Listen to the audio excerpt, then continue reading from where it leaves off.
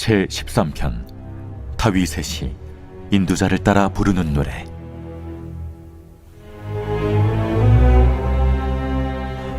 여호와여, 어느 때까지니이까? 나를 영원히 잊으시나이까? 주의 얼굴을 나에게서 어느 때까지 숨기시겠나이까?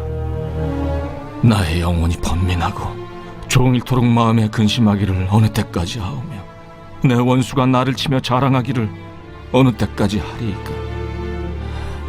여호와 내 하나님이여, 나를 생각하사 응답하시고 나의 눈을 밝히소서. 두렵건대 내가 사망의 잠을 잘까 하오며, 두렵건대 나의 원수가 이르기를 내가 그를 이겼다 할까 하오며, 내가 흔들릴 때 나의 대적들이 기뻐할까 하나이다. 나는 오직 주의 사랑을 의지하여 싸우니 나의 마음은 주의 구원을 기뻐하리이다. 내가 여호와를 찬송하리니 이는 주께서 내게 은덕을 베푸심이로다.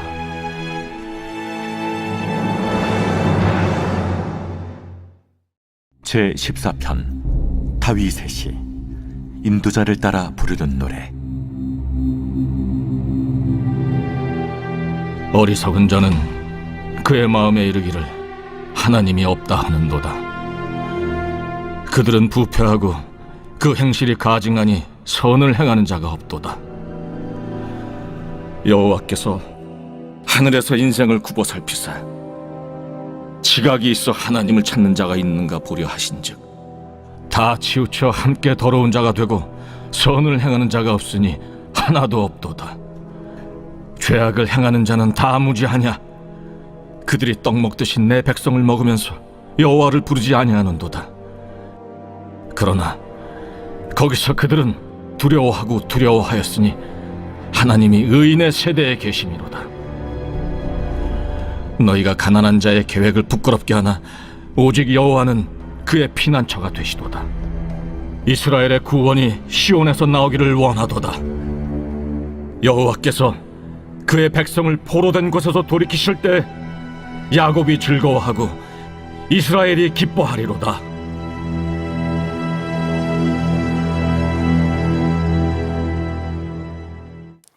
네, 오늘 시편 1권의 13편과 14편 함께 살펴보도록 하겠습니다.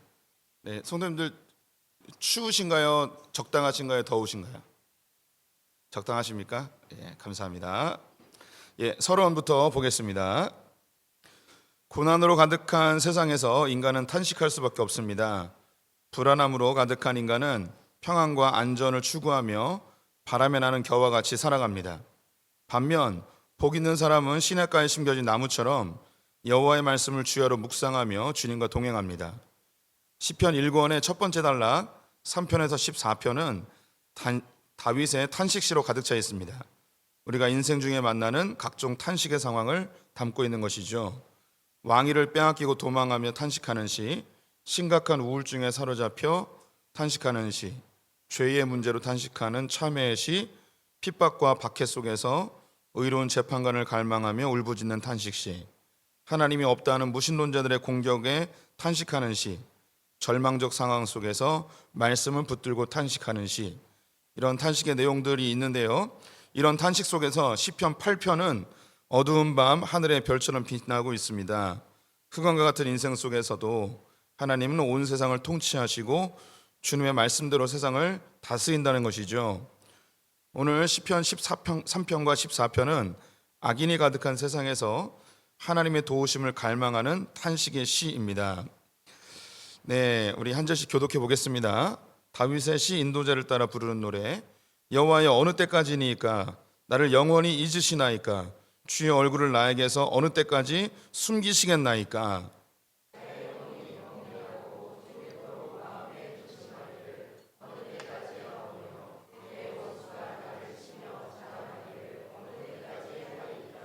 여호와 내 하나님이여, 나를 생각하사 응답하시고 나의 눈을 밝히소서. 두렵건대 내가 사망의 잠을 잘까 하오며,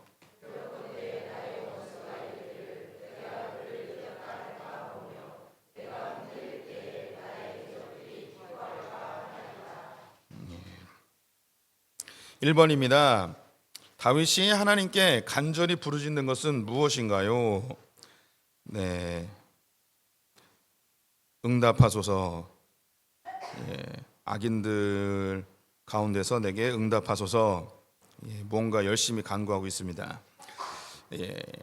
내 하나님이여 응답하소서. 시편 13편은 표제어에서 다윗의 시임을 알려주고 있습니다. 인도자를 따라 부르는 노래이기 때문에 예배 때에 함께 부르는 회중 찬양임을 알 수 있죠. 시편 13편은 이 외에 어떤 정보도 제공해주고 있지 않습니다. 알 수 있는 것은 다윗이 원수에 의해 쫓기는 상황이고 하나님께 구원해달라고 간구하고 있지만 응답하지 않으시는 하나님 때문에 답답한 현실이라는 것이죠. 다윗이 말하는 원수들이 누구인지는 알 수 없습니다. 반복적으로 언급하지만 성경에서는 내용을 특정하지 않으므로 모든 상황에 있는 성도들에게 적용할 수 있도록 열어놓은 것이죠. 다윗에게 실제적인 원수라면 오랜 세월 동안 다윗을 죽이기 위해 쫓고 있던 사울이었습니다. 영적으로는 하나님이 보이시는 길을 포기하고 싶은 사단의 공격일 수도 있고요. 여러 복합적인 상황 속에서 포기하고 싶은 자신의 마음의 문제일 수도 있습니다. 여기 이제 원수라고 나와 있는데 실제적인 자기를 공격하는 원수들, 사울을 특정할 수도 있고요. 혹은 자기의 마음을 자꾸 무너뜨리는 사단을 원수라고 표현할 수도 있고, 또 내 스스로 내 마음을 컨트롤하지 못하는 나 자신의 마음 상태를 원수라고 표현할 수도 있습니다. 그래서 모든 상황을 열어놓은 거죠. 사람은 영혼력으로 구성되어 있어서 육신이 아프면 마음도 아프고 신앙생활에도 영향을 미칩니다. 또한 마음의 상처를 입으면 육신도 덩달아 아프고 하나님과의 관계도 문제가 생깁니다. 무엇보다 신앙생활에 문제가 생기면 내적 세계와 일상생활에도 혼란해지는 것을 보게 되죠. 다윗에는 문제가 생겼습니다. 원수의 쫓김을 당하고 있는 것이죠. 너무너무 힘들어서 하나님께 구해달라고 간구하였지만 하나님은 안 계신 것 같습니다. 응답이 없습니다. 도대체 뭐가 잘못됐는지 알 수가 없습니다. 답답해 미칠 것 같습니다. 다윗은 죽을 것 같은 심정을 이렇게 표현합니다. 여호와 내 하나님이여 나를 생각하사 응답하시고 나의 눈을 밝히소서. 두렵건대 내가 사망의 잠을 잘까 하오며, 자기가 무엇이 두렵냐면 사망의 잠을 잘까 두렵다는 거죠. 그냥 영원히 잠들었으면 좋겠다는 거죠. 죽고 싶다는 거죠.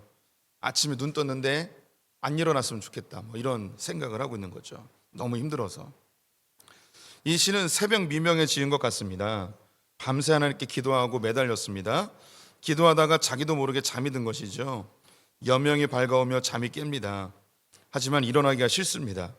그냥 이렇게 영원히 잠들었으면 좋겠다는 생각이 듭니다. 우리도 이럴 때가 있지 않습니까? 주님, 언제까지 이렇게 살아야 하는 건가요? 지금 정말 살아계신 거 맞습니까? 하나님, 이렇게 계속되면 저도 제 신앙을 장담할 수가 없습니다. 저 무너지면 원수들이 다 저를 조롱할 겁니다. 주님, 제발 저 좀 도와주세요.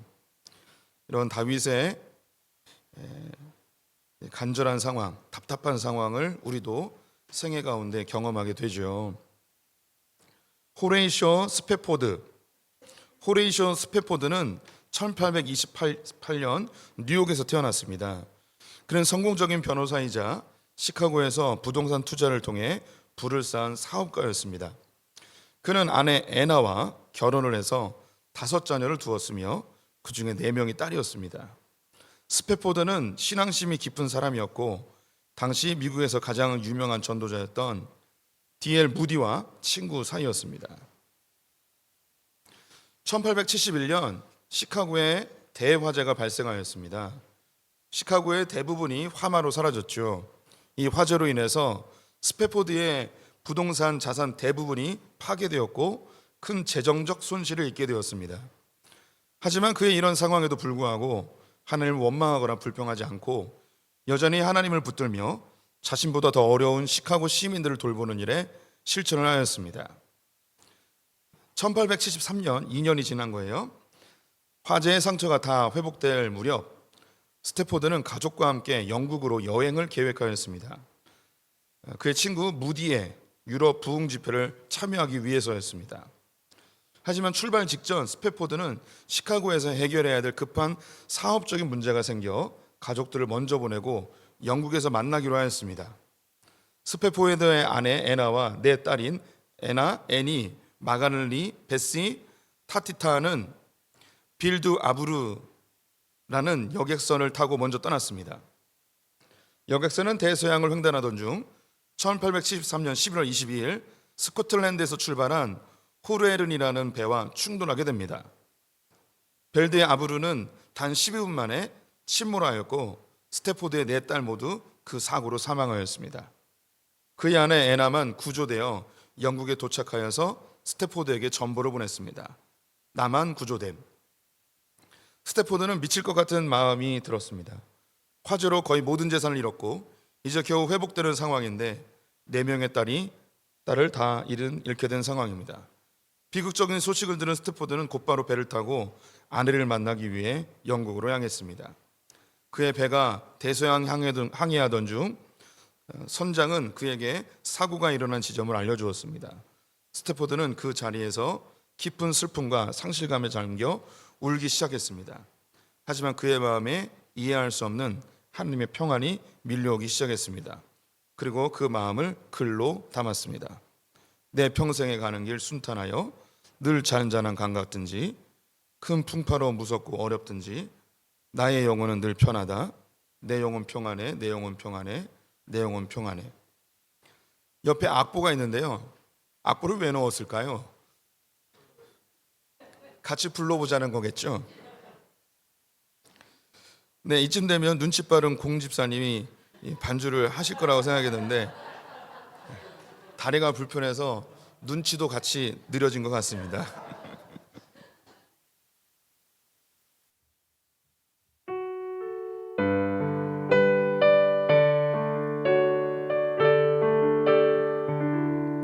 내 평생에 가는 길 순탄하여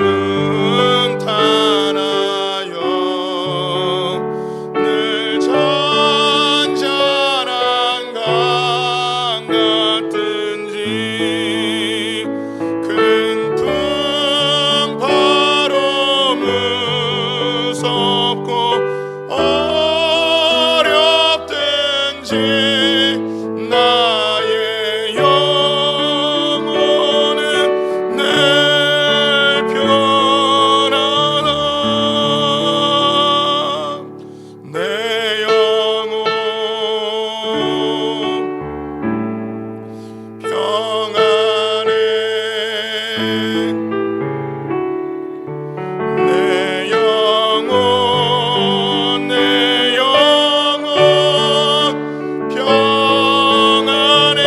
2절 한 번 더 합니다. 저마 귀는 우리를 삭히려고 입 벌리고 달려와도 주의 쓰는 우리의 대장되니 근데 싸워서 이기리라. 내 영혼 평안해.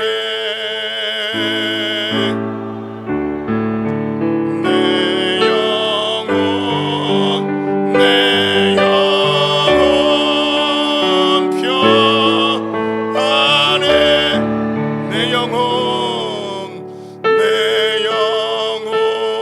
내 영혼 평안해.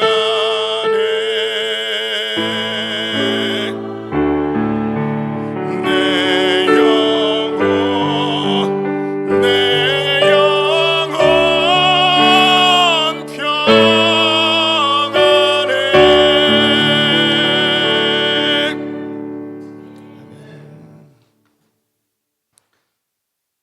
우리 반주자에게 박수를.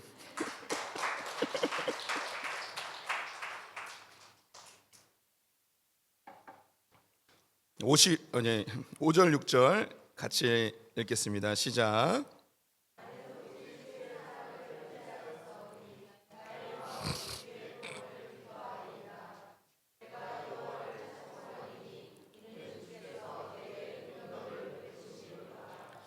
2번입니다. 죽을 것 같다던 다윗은 어떻게 다시 일어났나요?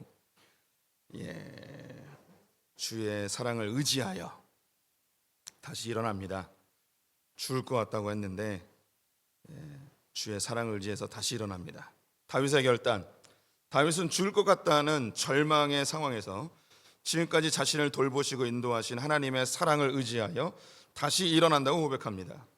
상황은 하나도 바뀌지 않았는데 다윗의 마음은 하나님의 구원을 기뻐하고 하나님이 베푸실 은혜를 소망하며 찬송하겠다고 선포합니다. 이 구절에서는 그리스도인들이 꼭 기억해야 될 두 가지 교훈이 있습니다. 첫째는 주의 사랑입니다. 다윗을 회복시킨 것은 하나님의 사랑이었습니다. 다윗의 절망과 고통을 뚫고 일어나게 한 것은 사랑이었습니다. 예수님이 십자가에 못 박혀 죽으실 때에 제자들은 절망하여 도망하게 되었죠. 이때 마지막까지 십자가를 지킨 사람들이 있었습니다. 바로 사랑하는 제자 요한과 여인들이었죠. 3년 동안 예수님에게 훈련받았던 제자들은 도망갔지만 요한과 여인들은 끝까지 남았습니다. 고난을 뚫고 나오는 것은 훈련이 아니고 사랑입니다.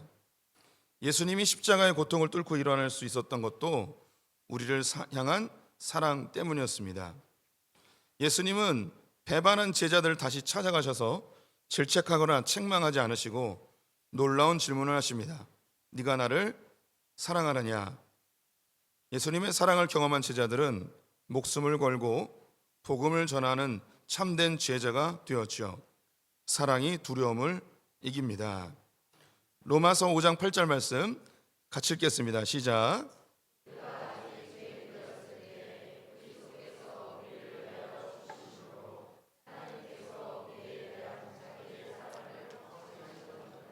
아멘.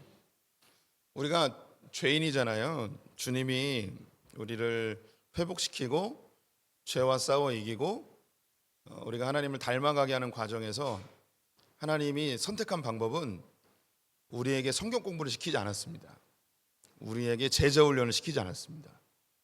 우리에게 특별 군사 훈련을 시키지 않았습니다.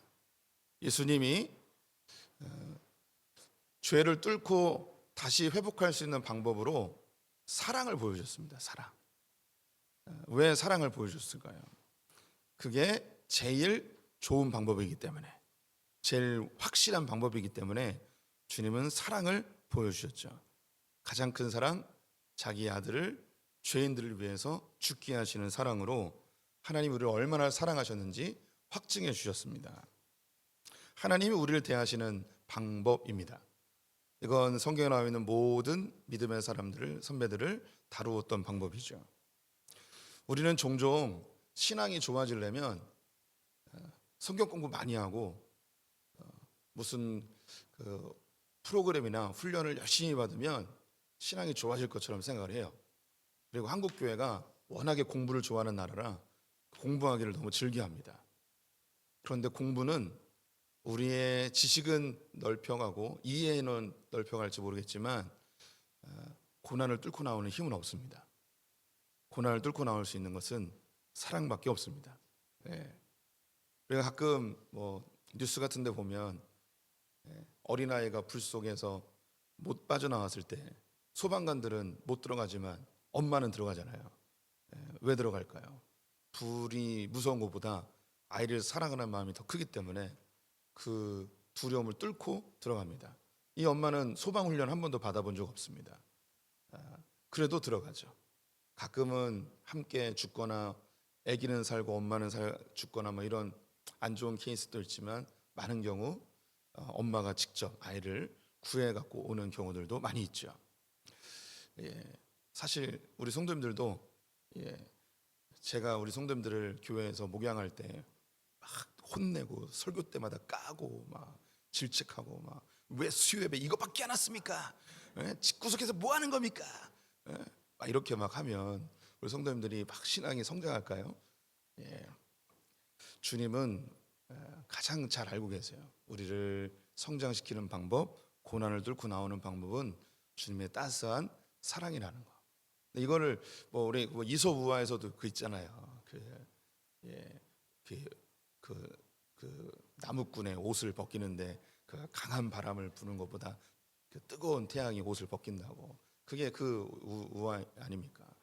인생에서 막 질책하고 혼내고 매를 때리고 사람이 바뀌는 게 아니고 따스한 사랑이 그 사람을 바꾼다는 그런 이 세상 사람들도 이해하는 지혜. 주님이 우리를 그렇게 대하십니다. 다윗이 정말 죽을 것 같은 이 고난을 어떻게 뚫고 일어났는가? 주님의 사랑 때문에. 주님이 지금까지 자기를 인도하시고 보호하시고 자기에게 베풀어 주시는 그 사랑을 기억하여서 주님, 그렇죠. 주님은 실수가 없으시죠. 주님은 신실하시죠. 주님 또 이것을 통해서 또 합력해서 선을 이루시죠. 저는 주님을 신뢰합니다. 주님의 그 사랑을 믿고 다시 일어납니다 라고 고백을 하는 거죠. 주님의 사랑을 만끽하는 분들 되셨으면 좋겠고, 이제 우리 부교육자들이 가끔 그런 거 물어봐요 저한테. 저도 이제 목회를 꽤 오래 했잖아요. 그리고 목회를 죽순 건 아니어가지고 물어봅니다. 목회에서 제일 중요한 게 뭐냐고. 그러면 제가 얘기하죠. 사랑이 제일 중요하다고. 사랑이 제일 중요합니다. 사랑밖에 없습니다. 이렇게 예배 시간에 핸드폰이 울려도 저는 이렇게 막 이렇게 혼나거나 질책하지 않아요. 사랑으로 다 용서할 수 있답니다. 그래도 이게 하나님 말씀을 배우고 같이 공부하고 또 훈련하고 이런 것도 필요해요. 그런데 정말 고난을 뚫고 나오게 하는 것은 사랑이라는 거죠. 이게 이렇게 사람이 좌우로 치우치면 안 돼요. 이렇게 하나님 앞에 늘 균형 잡힌 신앙이 되어야죠. 두 번째는 믿음의 선포입니다.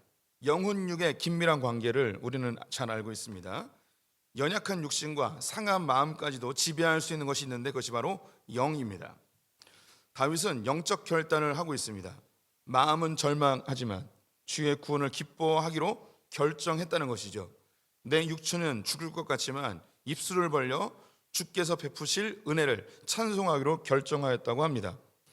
결국 우리의 삶은 영적인 힘에 의해 좌우가 됩니다. 이것을 영성, spirituality라고 하는 것입니다.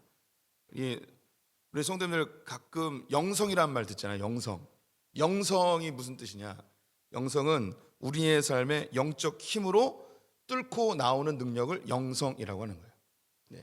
지성, 감성 이렇게 이 지성이 좋으면 어떤 문제를 잘 해결하잖아요. 감성이 좋으면 공감도 잘하고 잘 쓰러지지 않고 회복할 수 있고, 영성이라는 게 뭐냐면 나의 영적인 상태로 내 삶 전체를 컨트롤하고 문제와 상황을 뚫고 나갈 수 있는 능력을 발휘하는 것을 영성이라고 하는 것입니다. 요한 3서 1장 2절 말씀 같이 읽겠습니다. 시작.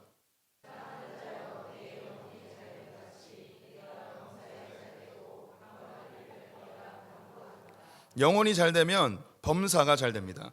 범사는 마음을 이야기합니다. 강건은 육체를 이야기하죠.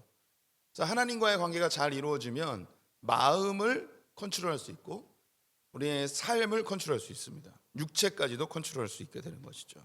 지금 다윗은 죽을 것 같아요. 너무너무 힘들어요. 죽고 싶어요. 다 귀찮아요. 그런데 다윗이 선포합니다. 내 영혼을 향하여서 나는 기뻐하기로 결정했고 내 입술은 찬송하기로 결정했다는 거예요. 내 마음을 향하여서 영혼이 선포합니다. 내 육체를 향하여서 내 입술아 주님을 찬양할지어다. 내 영혼이 내 육체에게 명령하는 거죠.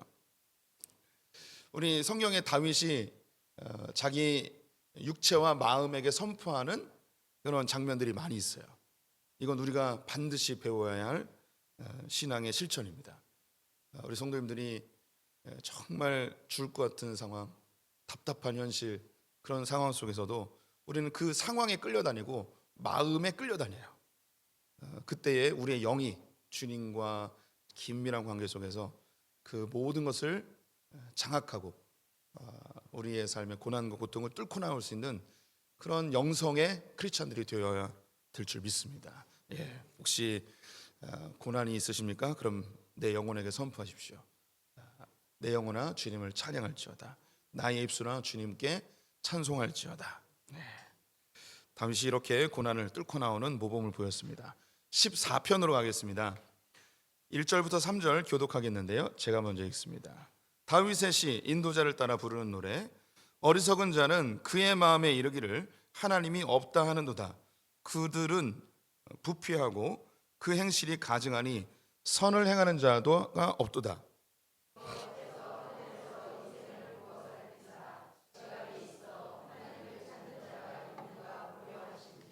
다 치우쳐 함께 더러운 자가 되고 선을 행하는 자가 없으니 하나도 없도다. 3번입니다. 어리석은 자는 그 마음에 뭐라고 말하나요? 하나님이 없다 합니다. 네. 어리석은 자들은 하나님이 없다고 이야기하죠. 다윗의 한탄, 하나님이 없다는 자들. 시편 14편은 시편 1권의 첫 단락 마지막 시입니다.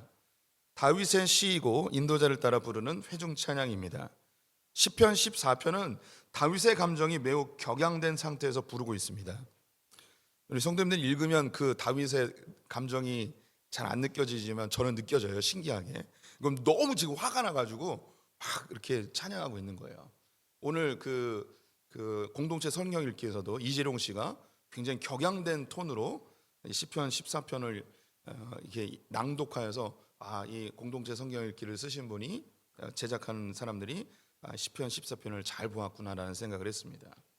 굉장히 격양돼서 이 노래를 부르고 있는 거예요. 화가 난 거예요. 너무 화가 난 거예요. 그래서 요즘 장르로 하면 락이나 메탈 같은 느낌일 것입니다. 와우! 이렇게 막 화가 나가지고 막 하는 거죠.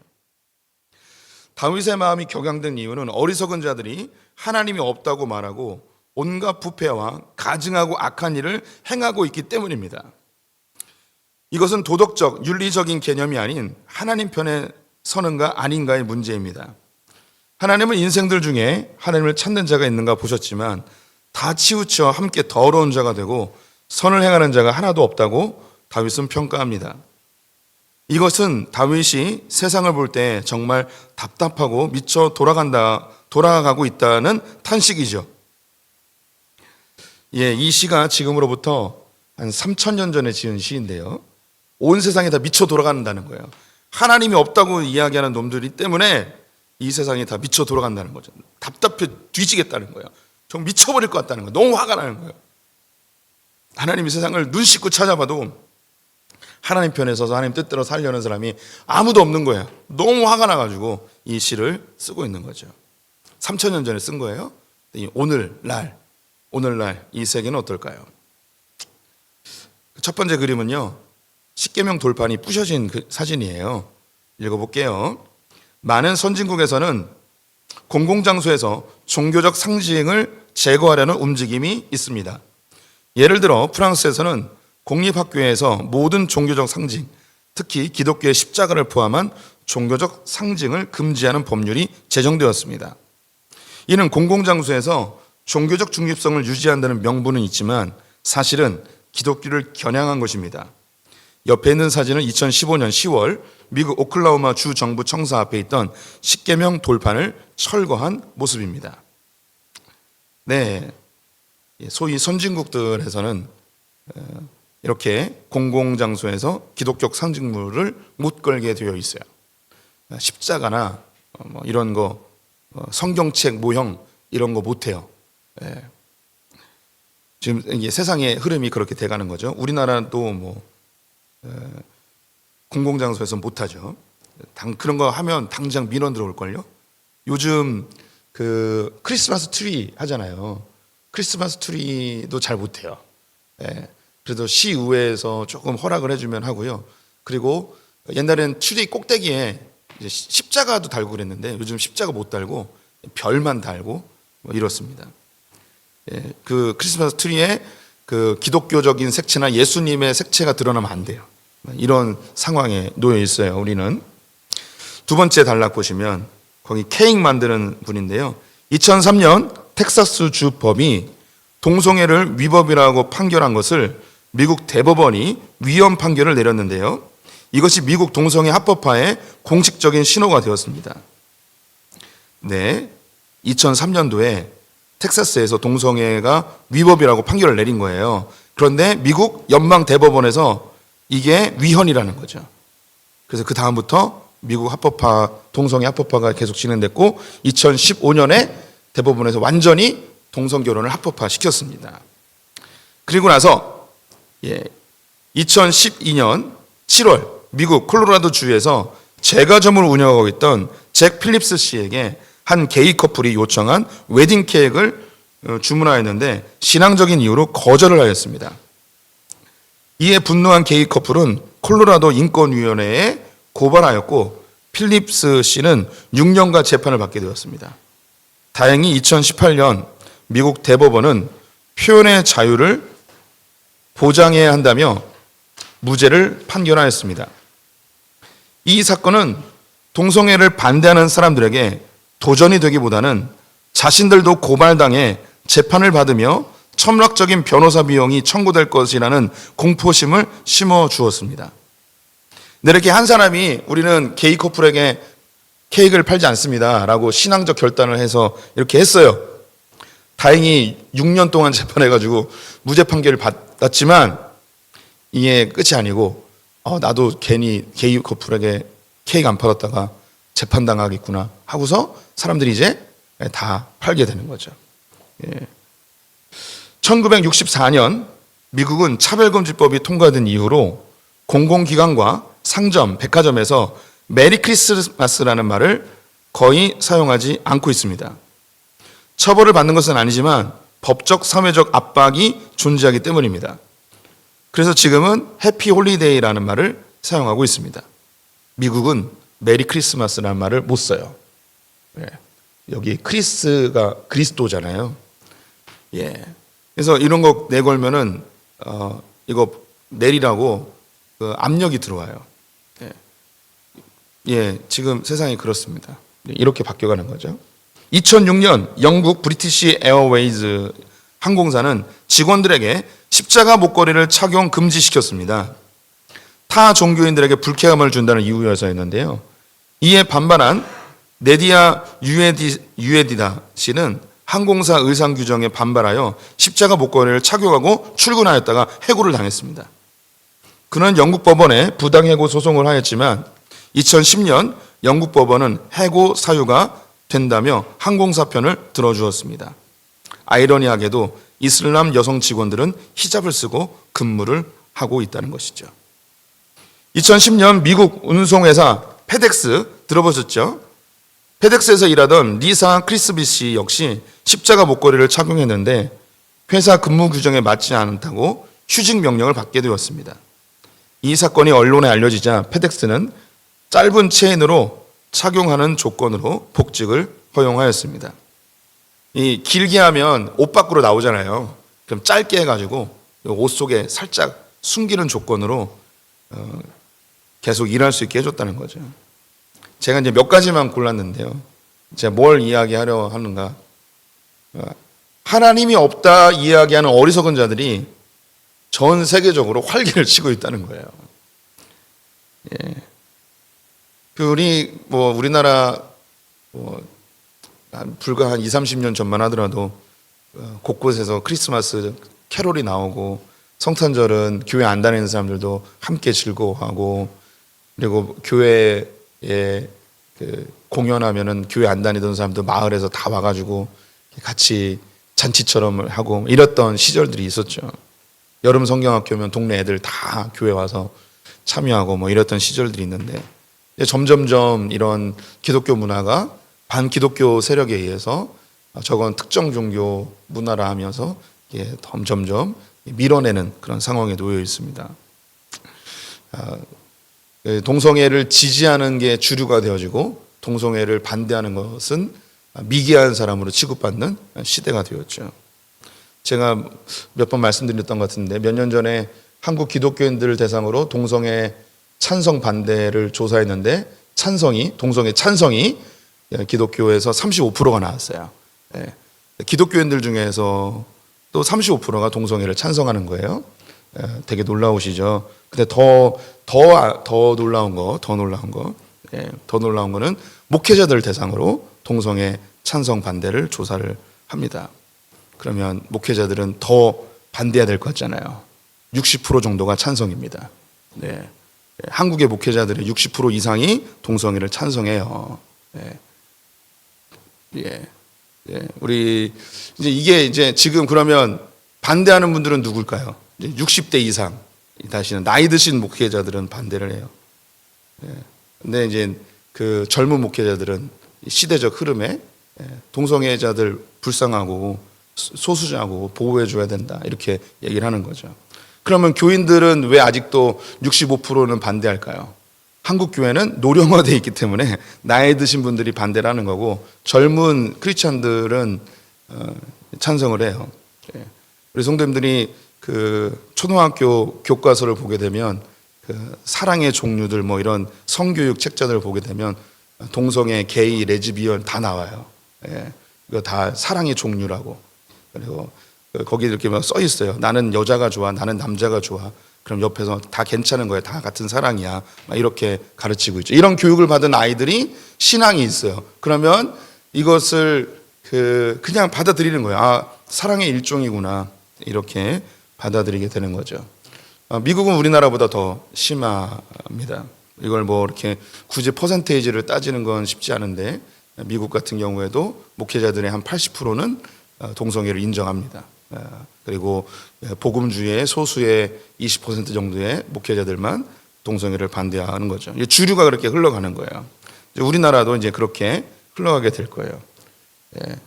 지난주에도 얘기했는데 좀 안타깝고 그런 게 지금 이걸 동성애를 반대하고 저지하고 있는 국회에 상정될 때마다 열심히 반대하는 분들은 누구냐면 60대 이상 되신 분들이에요.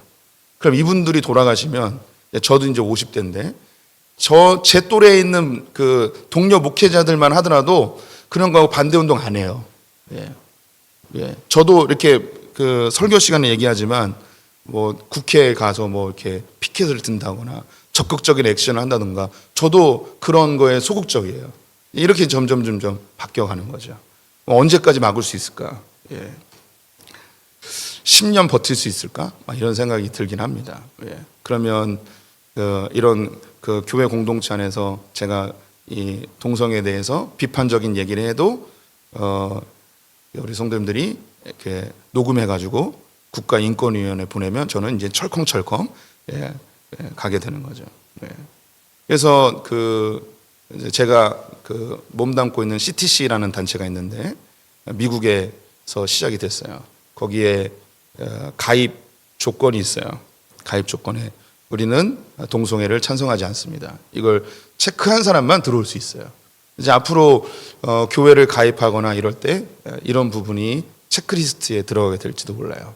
그러면 우리 교단에 있는 총신 신도원에서 입학 원서를 쓸 때 나는 동성애를 찬성하지 않습니다. 우리나라가 이제 동성애가 합법화가 됐을 경우 이런 것을 신앙의 고백으로 첨가해야 되는 상황이 될 수도 있는 거죠.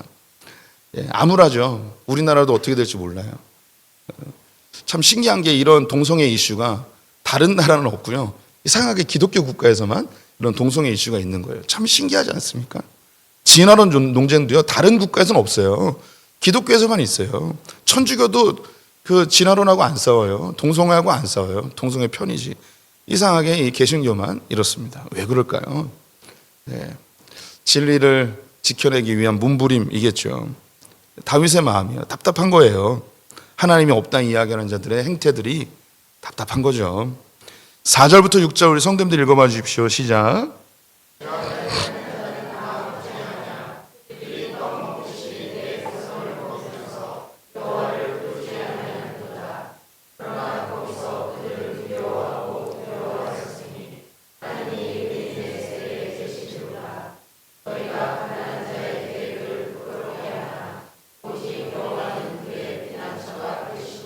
네.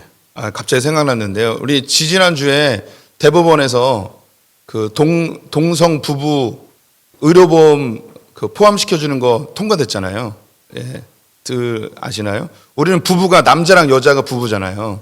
근데 그 게이 커플이 대법원까지 가서 자기랑 같이 동거인을 의료보험의 피부양자로 들어가게 하게끔 대법원에서 판결을 내려줬어요. 그러니까 나라에 아직 민법에서는 부부는 아닌데 의료보험에서는 부부인 거예요. 가족인 거예요. 그래서 이 일 때문에 또 많이 슬펐죠. 이제 요게 이제 하나씩 이제 의료보험에서 게이 커플도 이제 부부로 인정하는 거예요. 가족으로. 의료보험에서 이제 앞으로 조금씩 더 확장이 되겠죠. 4번입니다. 어리석어 하나님이 없다는 자들은 누구를 먹나요? 4절에 죄악을 행하는 자는 다 무지하냐. 그들이 떡 먹듯이 내 백성을 먹으면서, 이 하나님 없다는 이놈들, 죄악을 행하는 자들이에요. 이놈들이 뭐 하냐면 내 백성을 처먹는다는 거죠. 다윗의 한탄, 두 번째, 가난한 자들의 고통. 죄악을 행하는 자들이 하나님이 없다고 말하는 어리석은 짓만 하는 것이 아니다. 이놈들은 하나님의 백성을 괴롭히고 빼앗고 하나님을 부르지 않지. 그러나 하나님은 의인들과 함께 계시는 분이시기에 그놈들은 분명히 두려워하게 될 것이다. 예의 나쁜 놈들아, 내 놈들이 가난한 사람들의 계획을 늘 좌절시키지만 주님은 그 가난한 자들의 피난처가 되신다는 거야. 이게 요거를 제가 다시 번역해 본 거예요. 다윗은 하나님이 없다고 말하는 악한 자들이 거기서 끝나는 것이 아니고 하나님의 백성들을 괴롭히고 가난한 자들의 희망마저도 꺾어버리는 자들이라고 한탄합니다. 당연히 하나님을 두려워하지 않는 자들은 사회적 약자들을 이용해 자신들의 배를 채웁니다. 제국주의가 한참일 때에 강대국들은 개화시키고 발전시킨다는 명분으로 약소국들을 침입해 들어왔습니다. 지도층들에게는 부와 다양한 혜택들을 주며 회유하면서 뒤로는 약소국을 식민지화 시켰죠. 이게 악한 자들의 태도예요. 약한 사람들 도와준다고 하면서 결국은 이용해 먹는 거죠. 공산주의는 유물론에 근거한 사상이기에 하나님을 부정하고 기독교가 인민의 아편이라고 이야기하고 교회는 적폐이기에 사라져야 할 존재라고 평가합니다.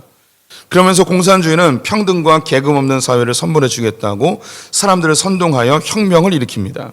그런데 공산주의의 현실은 자유민주주의보다 훨씬 더 심각한 부조리로 흘러갔습니다. 소수의 특권층이 부를 독식하고 공산주의 체제 유지를 위해 자유를 억압하고 철저히 계급사회로 신분이 이동이 불가능해지고 부의 불평등, 개인의 의견을 철저히 무시하는 전체주의로 흘러가게 되었습니다. 공산주의가 대표적인 거죠. 부를 똑같이 나눈다고 하면서 농민들의 편이라 이야기하고 노동자들의 편이라 이야기했지만 결국 특정 세력이 부를 독차지하는 훨씬 더 부패한 세상을 만들어버렸죠. 네. 성소수자, 동성애자들의 인권을 보장해 주어야 한다고 말하는 인권단체들과 정치인들이 있습니다. 이들은 사회적 약자를 보호한다는 명분으로 선량한 이미지를 갖게 되죠. 그러나 성소수자와 동성애자들은 이런 인권단체와 정치인들에게 이용을 당하고 있다는 사실을 알지 못합니다. 이들은 동성애를 반대하는 교회와 적을 지게 만들죠. 이렇게 성소수자의 인권을 소중하다고 이야기하면서 북한 인권에 대해서는 한마디도 이야기하지 않는 그런 이중적인 정치인들을 우리는 많이 보죠. 위안부 할머니들을 돕겠다고 말한 단체가 할머니들을 이용해서 돈벌이를 하고 있었고 정작 위안부 할머니들에겐 별 도움을 주지 않았다는 것이 드러났습니다. 할머니들은 일본 정부로부터 합의금을 받으려 하였지만 이것을 회유하기까지 하였다고 하죠. 결국 그 단체의 단체장은 업적을 인정받아 국회의원이까지 하였지만 결국 횡령 혐의로 징역 1년 6개월, 집행유예 3년을 선고받고 의원직을 상실하게 되었습니다. 그러나 이 사건뿐이겠습니까? 장애인을 이용하는 장애인 단체들, 노인을 이용하는 노인 단체들, 아프리카 난민과 기아를 이용하는 국제구호단체들, 환경을 보호한다며 환경을 이용해 돈벌이를 하고 있는 환경단체들, 정의로운 사회를 만든다고 하면서 불법을 서슴없이 자행하는 정치 선동꾼들, 노동자를 위해 싸운다며 노동자를 이용해 먹는 노동단체들, 복음으로 영혼을 살린다고 하면서 복음을 장사하고 있는 목회자들, 연약한 심령을 이용하는 이단 사이비들, 약자를 위하는 척하면서 약자를 이용하는 이 세상의 악한 자들, 이런 놈들을 대놓고 사람을 때리고 돈 뺏는 깡패들보다 더 나쁜 놈들입니다. 진짜 미쳐버릴 것 같지 않습니까? 그래서일까요? 다윗은 정말 바라볼 것이 하나님밖에 없다고 합니다. 네. 대놓고 돈 뺏는 놈보다 약한 자 돕는 척하면서 등쳐먹는 이 놈들이 더 나쁜 놈들이죠. 예, 진짜 나쁜 놈들이죠. 예, 이런 거 보면 막 열받죠. 그런데 7절 다윗은 어떻게 바뀌는지 봅시다. 함께 읽습니다.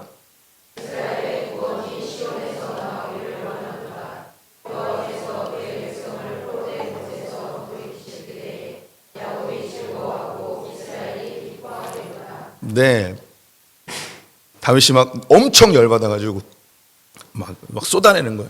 하나님이 없다는 이 어리석은 놈들, 이놈들 하나님 없다 온갖 죄를 다 짓고 이 가난한 자들, 오히려 등쳐먹고 있는 나쁜 놈들, 위하는 척하면서 더 악랄하게 뺏어먹는 나쁜 놈들 하면서 막 너무 화가 나는 거예요. 이 세상이 돌아가는 게 너무 답답하고 막 미쳐버릴 것 같은 거죠. 그러더니 7절에 뭐라고 이야기하냐? 그래도 나는 주님 때문에 기뻐하고 즐거워할 거야 라고 이야기합니다. 다윗은 구원이 어디에서 나온다고 합니까? 시온에서 나온다고 합니다. 다윗의 소망. 다윗은 절망적인 세상으로 인해 한탄합니다. 하나님이 없다고 말하는 어리석은 자들, 약한 자들 이용하여 자신의 배를 챙기는 자들, 정말 답답한 현실입니다. 이 문제를 어떻게 해결할 수 있을까요? 다윗은 답을 제시합니다. 이스라엘의 구원이 시온에서 나오기를 원하도다. 시온은 예루살렘의 또 다른 이름이죠. 예루살렘이 의미가 있는 것은 그곳에 성전이 있기 때문입니다. 성전이 또한 의미가 있는 것은 그 중심에 하나님의 보좌, 법궤가 있기 때문이죠. 다윗의 고백은 이 세상을 회복할 수 있는 방법은 하나님밖에 없다는 것입니다. 다른 말로 말씀밖에 없다는 것이고 또 다른 말로 복음밖에 없다는 것입니다. 로마서 1장 16절 읽어보십시오. 시작.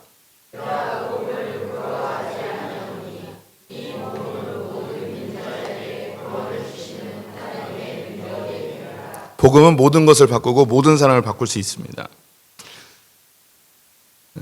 우리의 상황을 보면 답답하고 고통스럽습니다. 하지만 구원하시는 하나님, 회복시키시는 하나님을 바라보면 우리는 즐거워하고 기뻐할 수 있습니다. 하나님 나라가 이 땅에 이루어지는 것을 갈망하는 것은 좋은 것입니다.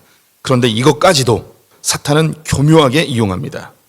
정의감에 사로잡혀 자신의 방법으로 자신의 때에 이루려 하는 지나친 분노가 그 영혼을 오히려 파괴시키죠. 하나님의 나라에는 기쁨이 있어야 합니다. 요거 주의해서 들으셔야 돼요.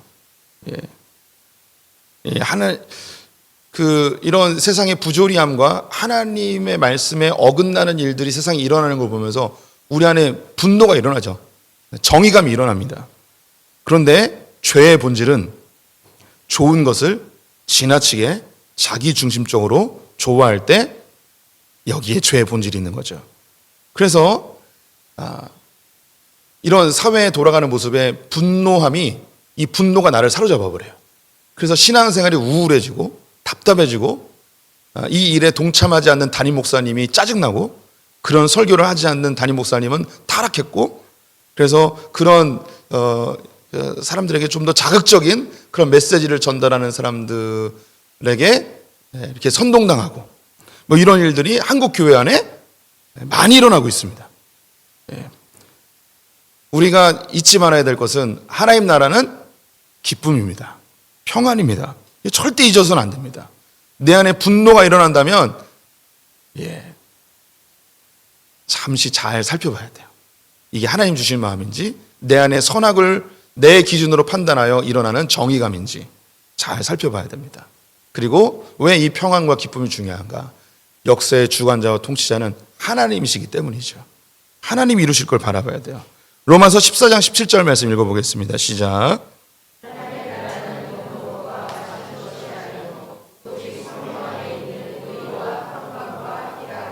네. 의는 성경에서 관계로 번역하면 가장 쉽습니다. 제가 우리 성도들에게 조금은 조심스럽지만 이렇게 이야기해 볼게요. 동성애를 찬성하는 크리스찬이 있어요. 이 사람 지옥 갈까요? 대답하기 어려우시죠? 동성애를 반대하는 넌 크리스찬이 있어요. 이 사람 천국 갈까요? 아니죠. 사람이 천국 가고 지옥 가고는 동성애를 찬성하느냐 안 하느냐 여기에 있지 않죠. 우리는 예수를 믿느냐 안 믿느냐로 구원을 받게 됩니다. 그런데 크리스찬이에요. 근데 동성애를 찬성해요. 그럼 이 사람이 지옥 가느냐? 그건 아니에요. 그건 아니에요. 근데 이 사람이 복음의 큰 영역 속에서 한 부분이 오해되거나 왜곡되거나 틀린 거죠. 이 사람 전체가 틀린 건 아니에요. 우리가 종교적으로 정치적으로 어떤 한 부분에 편향될 수 있어요. 어떤 사람은 극좌에 편향될 수도 있고 어떤 사람은 극우로 편향될 수도 있어요. 이 사람이 크리스찬이에요? 그럼 이 사람이 지옥 갈까요? 아니죠.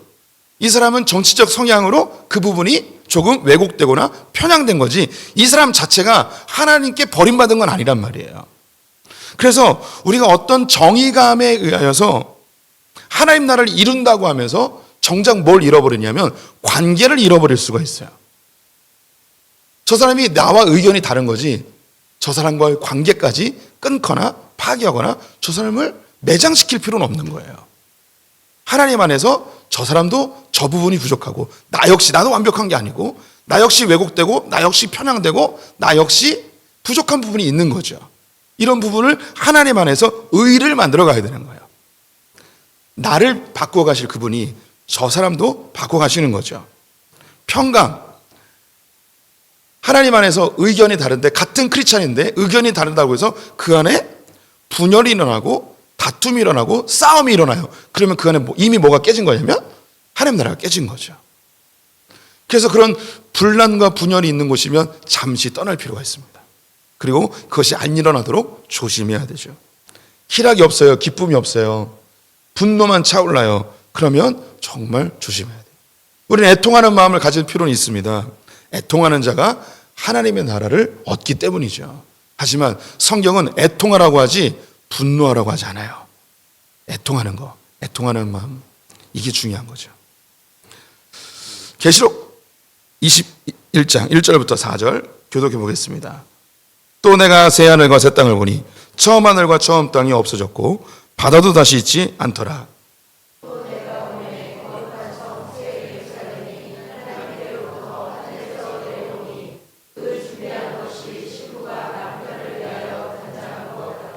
내가 들으니 보좌에서 큰 음성이 나서 이르되 보라 하나님의 장막이 사람들과 함께 있음에 하나님이 그들과 함께 계시리니 그들은 하나님의 백성이 되고 하나님은 친히 그들과 함께 계셔서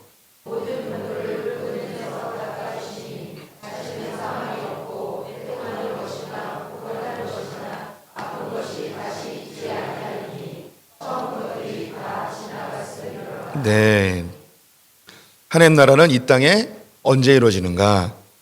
주님 오실 때 이루어집니다. 그래서 우리는 왜 내 때에 이게 안 이루어지는가? 왜 세상은 더 점점 타락해 가는가? 안타깝고 슬프죠.